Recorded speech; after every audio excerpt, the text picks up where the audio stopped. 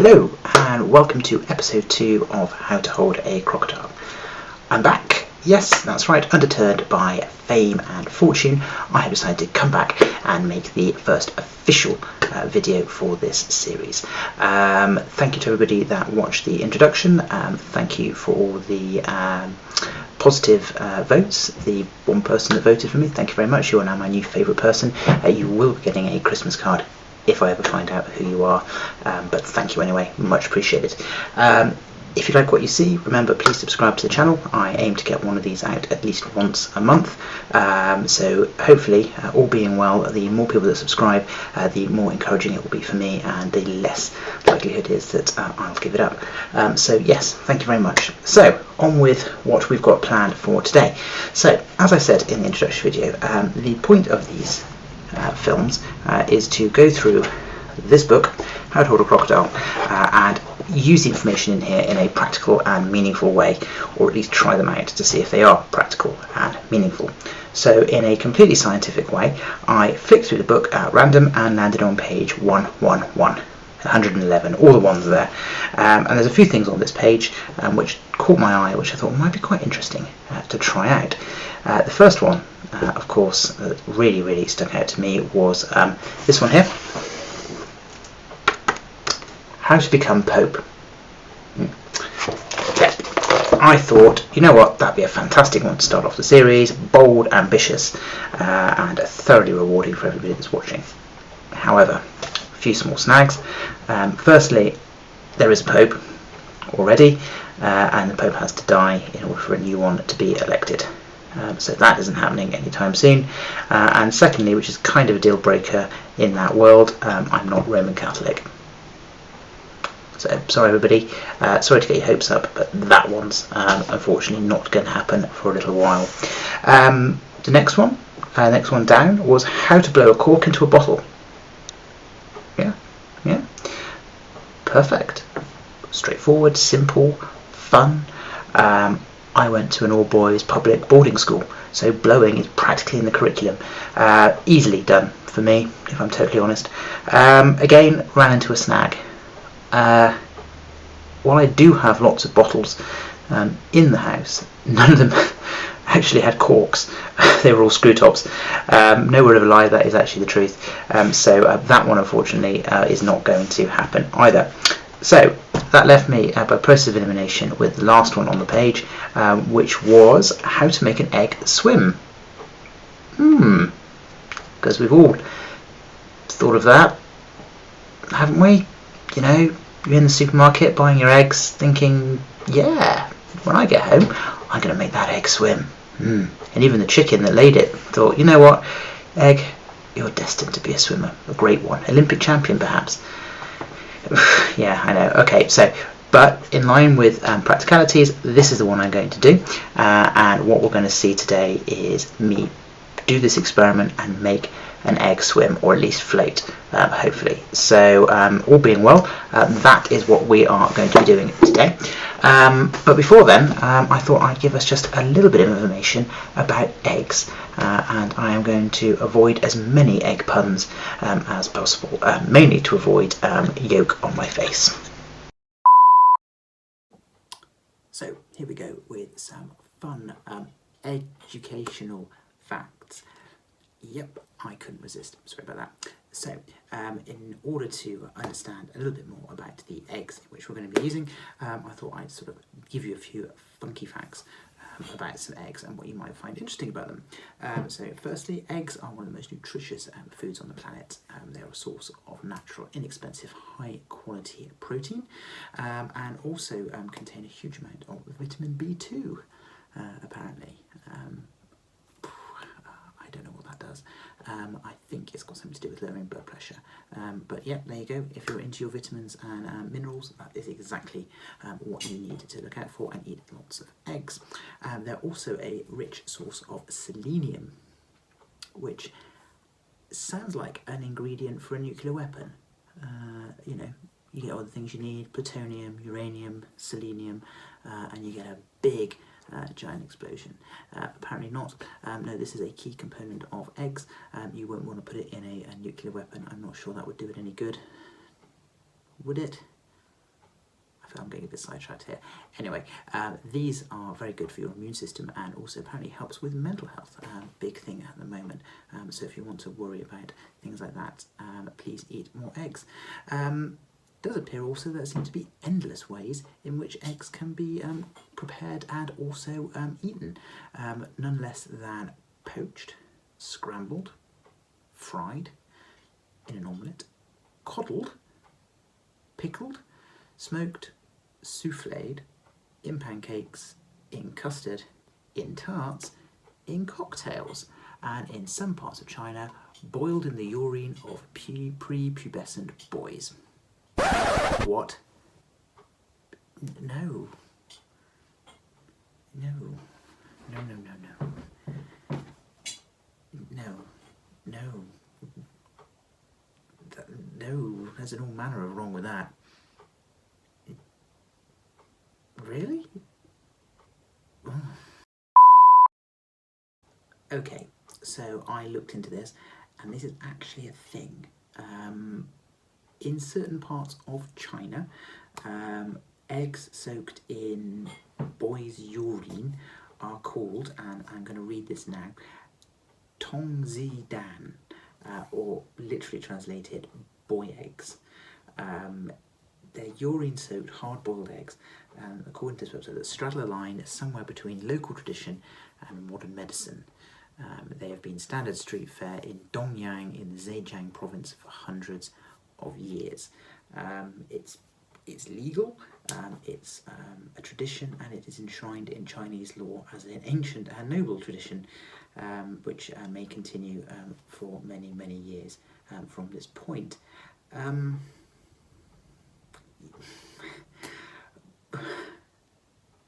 not really more sure what to say about that. If anybody has been to the Dongyang or Zhejiang province in China and has tried these, please get in contact, as I would be intrigued to know what they thought about it, and also what they tasted like. From a purely academic point of view, of course, I assure you. I'm not going to go into the details of how they are made and where the urine is collected, but it's all on the internet. If you want to read it, please do. But that has certainly made my evening a lot more interesting, and certainly this video a lot more interesting. I'll tell you one thing, how to make boy eggs or tongzidan is definitely not in how to hold a crocodile. Maybe it'll be in a later edition, who knows, but it's certainly not in mine, and it's certainly not one that I'm ever going to be performing, so you can rule that out right now. Okay, so I'm going to leave boy eggs distantly aside there and get back to why we are making this video, which is to see if eggs will float or swim in some capacity. So in order to do that, we need to refer to the experiment as laid out in the book. So referring to page 111 of the book, here is the experiment. Just there, as you can see, how to make an egg swim. And as you can see, what I need to do is gain 3 containers, all filled with water with different concentrations of salt in them. And hopefully, if I follow the instructions as laid out in here correctly, I should be able to have eggs in 3 different positions. One sunk to the bottom, one sort of suspended in the middle, and one at the top, sort of floating, swimming around on the surface. All being well, that should happen. So I'm going to crack on with that, and we're going to have to go to the kitchen to start making that happen. So without further ado, we're going to leave the studio, and I shall see you all in the kitchen very soon. And welcome to my kitchen. So first thing I should mention is my plan has come up with a small snag, in so much that I only have 2 identical Pyrex jugs. I thought I had 3, and then I remembered that 2 weeks ago our eldest 3-year-old threw it across the living room and smashed it, the 3rd one. So what I'm going to do is alter the instructions ever so slightly and cut out the middle process. So what we will end up with is one egg sunk and one egg sort of floating on the surface. The one that's sort of floating in the middle, I'm not really going to be able to do because I can't show you it equally, and I don't think the test would be fair if I don't have 3 identical jugs. So what we're going to do now is the first stage, which is simply fill up a jug with water and see what happens to the egg. So here is my first jug. As I said earlier, it is a Pyrex jug, pretty standard design. I think most people have one very similar to this one in their cupboards, so nothing unusual about that. So what we're going to do is we're going to take it over to the sink, just over here.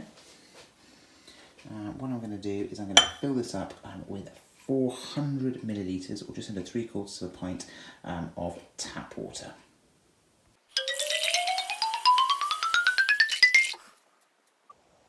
Okay, so now I've got my water. What I'm going to need now is some eggs. So we're going to go over to the fridge, just over here. And what we're going to do is we're going to go and find the eggs, which are going to the top here. I'm just going to pick randomly the first one and the one in the corner there. And then we're going to go and plop them in some water and see if we can make them float. Okay, so eggs collected. First one just here. Second one, 2 in total. So what we're going to do is put the first one into that plain tap water that we poured earlier, into the Pyrex jug, and we're going to see what happens to it. Now, it should sink to the bottom, hopefully. If not, something's gone wrong and the laws of physics have changed completely in the Berkshire area. Wouldn't be the first time. This is Bracknell after all. So, here we go.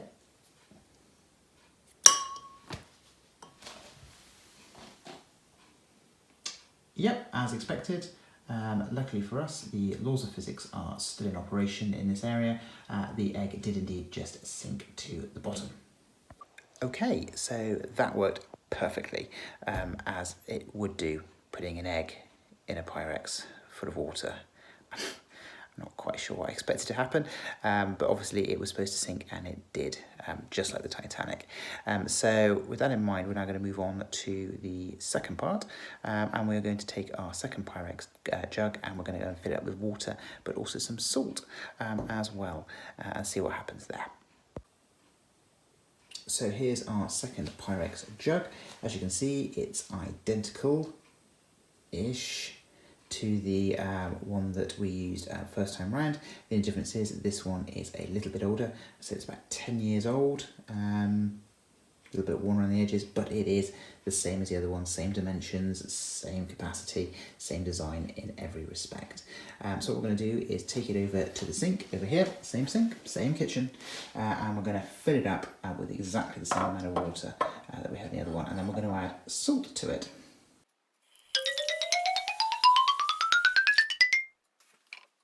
Right, so second jar filled up. What we need to do now is add our salt. Now, according to the book, we have to add equal parts of salt to the water. Okay, now this is where we may fall down again. Now, maths and science were never my strong point. Now, I did make that clear in my introductory video. So what I am going to do is rely purely on guesswork. I'm going to pour what I think is an equal quantity, and hopefully that will achieve the desired results. Looking at the salt, luckily it's got a little pourer, so we should be okay. So fingers crossed, I've got all of mine crossed that this will work. So good luck to me. Please wish me good luck. Right, here we go.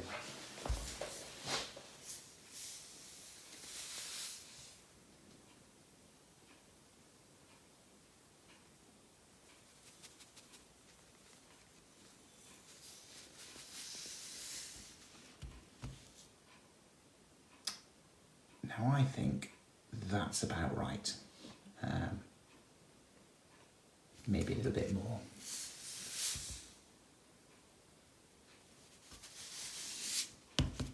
Okay, so yeah, that is about right to me. Right, moment of truth. Second egg, going in the salt bath that I've just created purely through guesswork. There was nothing scientific about that at all, but I'm hoping that luck is on my side tonight, and we will have a positive result of an egg floating in the water nicely. So let's have a look and see what happens. Right, fingers crossed, here we go. Here's my egg.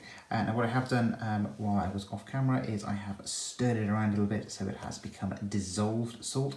So that is now salt water, not just water with salt in it.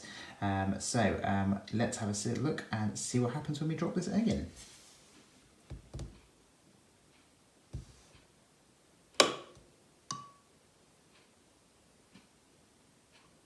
You cannot believe how relieved I am that actually worked.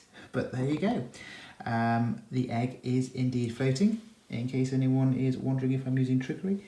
Look at that. There is nothing suspending that at all. That is purely done on the power of salt.